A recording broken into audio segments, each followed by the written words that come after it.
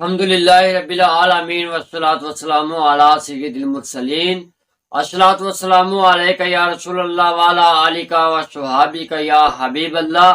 حضرات گرامی قدر، امید ہے آپ سب خیریت سے ہوں گے۔ اللہ جل شانہ آپ کا اور میرا حامی و ناصر ہو۔ قرآن مجید فرقان حمید کی وہ آیات مبارکہ جن کے اندر نبی کریم صلی اللہ تعالی علیہ وآلہ وسلم کی بشریت کا تذکرہ ہے۔ حضرات گرامی قدر، ان آیات کی آڑ کے اندر ان آیات کو سامنے رکھ کر کچھ لوگ نبی کریم صلی اللہ تعالی علیہ وآلہ وسلم کو معاذ اللہ یہ کہنا شروع کر دیتے ہیں کہ حضور بھی بشر ہیں، ہم بھی بشر ہیں۔ حضرات گرامی قدر، اس بات کو یاد رکھیں کہ نبی کریم صلی اللہ تعالی علیہ وآلہ وسلم کی بشریت کا انکار کرنے والا وہ بندہ کافر ہو جائے گا، دائرہ اسلام سے خارج ہو جائے گا۔ چونکہ نبی کریم صلی اللہ تعالی علیہ وآلہ وسلم کی بشریت یہ قرآن مجید فرقان حمید سے ثابت ہے اور متعدد حدیث مبارکہ ہیں اس بات پر۔ لیکن ان حضرات کو بھی سوچنا چاہیے جو نبی کریم صلی اللہ تعالی علیہ وآلہ وسلم کی نورانیت کا انکار کرتے ہیں۔ نبی کریم صلی اللہ تعالی علیہ وآلہ وسلم کی نورانیت کا انکار کرنے والا وہ بندہ گمراہ ہے۔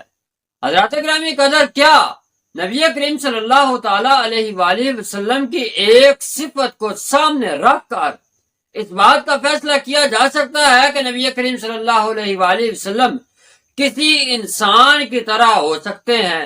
بلکہ نبی کریم صلی اللہ علیہ وآلہ وسلم جیسا اللہ جل شانہ نے پوری کائنات کے اندر کسی کو نہ بنایا۔ اگر کسی کی شخصیت کا موازنہ کرنا ہو تو اس کی ایک صفت کو سامنے رکھ کر اس کا موازنہ نہیں کیا جا سکتا، بلکہ اس شخصیت کی جتنی صفات ہیں ساری کو سامنے رکھ کر کسی سے موازنہ کیا جائے تو پھر پتہ چلتا ہے کہ یہ شخصیت کیا ہے، اس کے اندر کون سے کمالات ہیں، اللہ جل شانہ نے اس کو کون سے اوصاف عطا فرمائے ہیں۔ یہی وجہ ہے کہ نبی کریم صلی اللہ علیہ وآلہ وسلم کا موازنہ اگر کسی بشر کے ساتھ کرنا ہو تو پھر حضور کی ساری صفات کا ذکر کیا جائے گا اور جس سے مقابلہ کیا جا رہا ہو اس کی صفات کا ذکر کیا جائے گا۔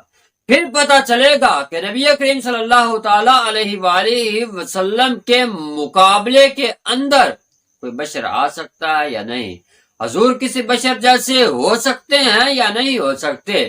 اسی وجہ سے نبی کریم صلی اللہ تعالی علیہ وآلہ وسلم اوصاف کے اندر ہر کسی سے مختلف ہیں۔ نبی کریم صلی اللہ علیہ وآلہ وسلم اوصاف کے اندر ہر کسی سے الگ اور جدا ہیں۔ نبی کریم صلی اللہ تعالی علیہ وآلہ وسلم نے فرمایا میں بشر تو ہوں، لیکن دوسری طرف دیکھیں کہ نبی کریم صلی اللہ تعالی علیہ وآلہ وسلم کا سایہ زمین پر نہیں ہوا کرتا تھا اور سورج کی شعاعیں حضور کے مبارک بدن سے گزر جایا کرتی تھی۔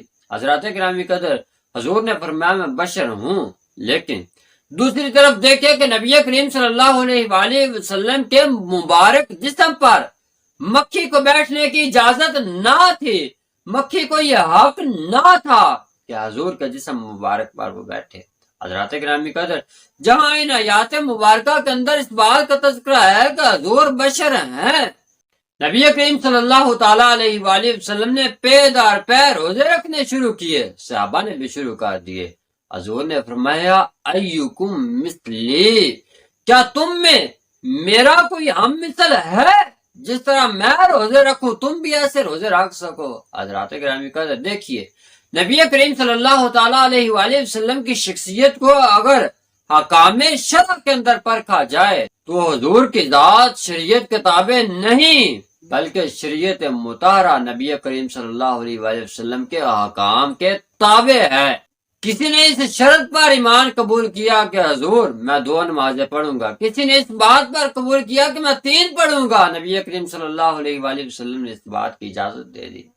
آج کوئی بندہ اس بات کی اجازت نہیں دے سکتا، اگرچہ کوئی مسلمان ہو رہا ہو کہ مجھے 2 نمازیں معاف کر دو تو ہر بندہ یہ کہے گا کہ میں کون ہوتا ہوں دو معاف کرنے والا؟ ہاں میں کلمہ تو پڑھا سکتا ہوں، لیکن نمازیں معاف کرنے کا میرے پاس اختیار نہیں ہے۔ نبی کریم صلی اللہ تعالی علیہ وآلہ وسلم نے 4 سے زیادہ نکاح فرمائے۔ آج اگر کوئی بندہ 4 سے زیادہ نکاح کرتا ہے تو قرآن پاک کا منکر ہوگا۔ حضرات گرامی قدر، نبی کریم صلی اللہ تعالی علیہ وآلہ وسلم کے مبارک اگر ہاتھ کی بات کی جائے تو آپ صلی اللہ علیہ وآلہ وسلم کی ایک انگلی جب چاند کی طرف اٹھتی ہے تو چاند 2 ٹکڑے ہو کر وہ زمین پر آ جاتا ہے۔